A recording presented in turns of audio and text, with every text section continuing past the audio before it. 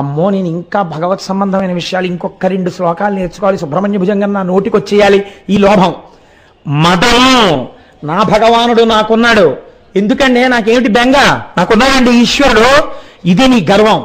భక్తి చేత కలిగినటువంటి అతిశయం దీన్నిగా మార్చి ఇప్పుడు నీకు ఎటువంటి పావునిస్తున్నాడు, అది పావు కాదు, ఇప్పుడు నీకు ఈ 6 గుణములనేటటువంటి పుష్పాన్ని ఇస్తున్నాడు. కాబట్టి జాగరణం ఎలా చేయాలి అంటే, మన మనస్సు అంత తొందరగా సరిగ్గా ఉండదు కదా. 6:30కి ప్రవచనానికి వస్తేనే నిద్రపోతుంది, రేపు రాత్రి 10ంటికి కూర్చోమంటే కూర్చుంటుంది అది.